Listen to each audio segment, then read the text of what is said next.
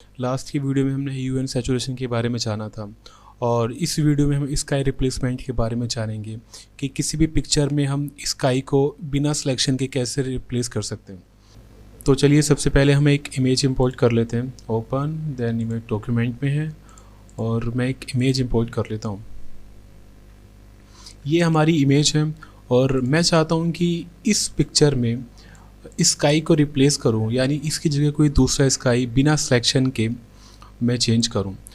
बिना सिलेक्शन के स्काई को रिप्लेस करने के लिए हम स्काई रिप्लेसमेंट टूल का यूज़ करेंगे जो सिर्फ 2021 फोटोशॉप वर्जन में अवेलेबल है। अगर आपको स्काई रिप्लेसमेंट टूल्स का यूज़ करना है तो आपको एडोब फोटोशॉप 2021 वर्जन यूज़ करना पड़ेगा। आप इसके लिए हम एडिट में जाएंगे और यहाँ पे स्काई रिप्लेसमेंट का ऑप्शन है। सबसे पहले मैं क्या करता हूँ कि इस लेयर के डुप्लीकेट कर लेता हूँ कंट्रोल जे प्रेस करके, और जो नीचे वाली लेयर है मैं उसको हाइड कर लेता हूँ। अब हम ऊपर वाली लेयर पे काम करेंगे। तो मैं क्या करता हूँ, इसके बाद एडिट पर गया और यहाँ पे स्काई रिप्लेसमेंट का ऑप्शन है, मैंने इस पर क्लिक किया और यहाँ पे एक बॉक्स खुल जाएगा। इसके बाद मुझे क्या करना है कि ये स्काई पहले से यहाँ पे सेलेक्ट है, तो ये स्काई इस इमेज में अपने आप रिप्लेस हो जाएगा। तो आप देख सकते हैं कि वो जो स्काई था पहले वाला वो गायब हो चुका है और दूसरा ये जो यहाँ पे स्काई सेलेक्ट है वो इमेज में इंपोर्ट हो चुका है। अब मुझे इन केस अगर मुझे ये स्काई नहीं चाहिए दैन मैं यहाँ पे इस एरो पर क्लिक करूँगा।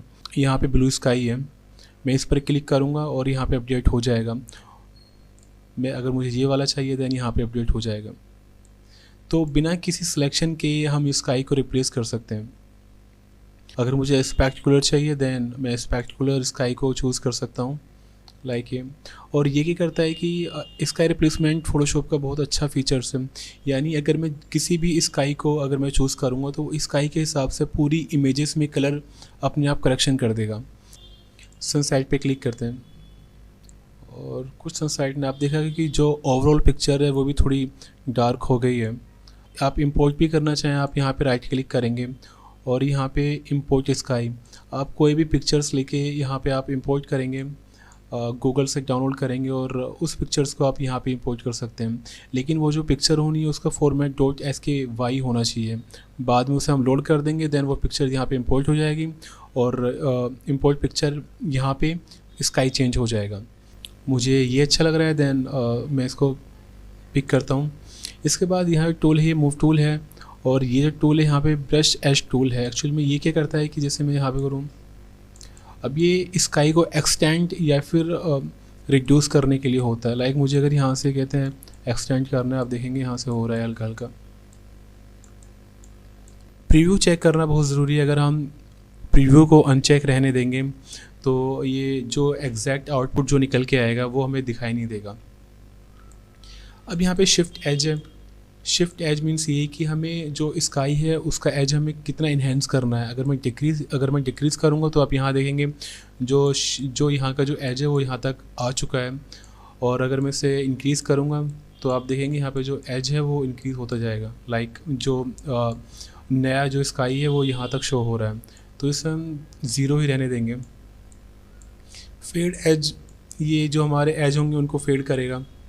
और स्काई एडजस्टमेंट ब्राइटनेस, यानी हमें इस इमेज में कितनी ब्राइटनेस चाहिए। अगर मैं कम करूँगा दैन कम, तो इसे भी हम ज़ीरो रहने देते हैं।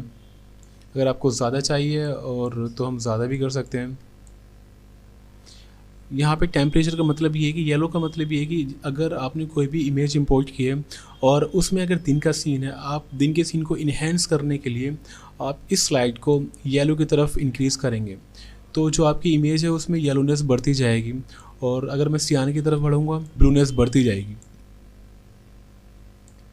और यहाँ पे स्केल का मतलब ये है कि आपने जो भी अभी स्काई को चेंज किया है उस स्काई को आप कितना स्केल करना चाहते हैं। अगर मैं स्केल इंक्रीज़ करूँगा तो जो हमारा स्काई है वो और ज़्यादा बड़ा दिखाई देगा। अगर मैं कम करूँगा दैन ओबियसली स्केल बहुत कम हो जाएगा। फ्लिप मीन्स आपको स्काई को फ्लिप करना होता है कि अगर आप फ्लिप करना चाहेंगे दैन ये पोर्शन यहाँ आ जाएगा, ये पोर्शन वहाँ आ जाएगा। और फोरग्राउंड एडजस्टमेंट, ये लाइटिंग मोड है। स्क्रीन और मल्टीप्लाई ये क्या है, ये जब मैं आपको ब्लेंडिंग मोड्स के बारे में बताऊंगा तब एक क्लास कवर करूंगा ब्लेंडिंग मोड की। लाइटिंग एडजस्टमेंट की आपको पिक्चर्स में कितनी लाइट चाहिए, अगर मैं इसे इंक्रीज़ करूंगा तो आप देखेंगे जो हमारा जो स्काई है वो जो इमेज है उससे मैच करने की कोशिश कर रहा है। कलर एडजस्टमेंट के भी जो हमारी जो पिक्चर्स हैं वो थोड़ी अनसैचुरेटेड है। अगर मैं कलर एडजस्टमेंट को इंक्रीज़ करूँगा तो ये पिक्चर्स को स्काई से मैच करने की कोशिश करेगी, लाइक इतना इतना। और आउटपुट टू मतलब कि आपको ये हमने जितना भी काम किया वो एक न्यू लेयर पे चाहिए या फिर डुप्लीकेट लेयर। अगर मैं न्यू लेयर पे क्लिक करूँगा एंड देन ओके, तो ये हमारे जितने भी स्काई रिप्लेसमेंट के अंदर एक ग्रुप बन जाएगा और यहाँ पे ये जितने भी एडजस्टमेंट हमने किए हैं ये वो शो हो जाएंगे। तो ये हमारा फाइनल आउटपुट है जो हमने अभी हम इसको एक ग्रुप में डाल लेते हैं। पहले ऐसा था देन ऐसे, और इस फीचर्स की वजह से हम अप्रोक्स 1 मिनट के अंदर भी हम किसी पिक्चर्स का स्काई रिप्लेस कर सकते हैं। अगर आपको ये वीडियो पसंद आए तो प्लीज़ लाइक और सब्सक्राइब ज़रूर कीजिएगा।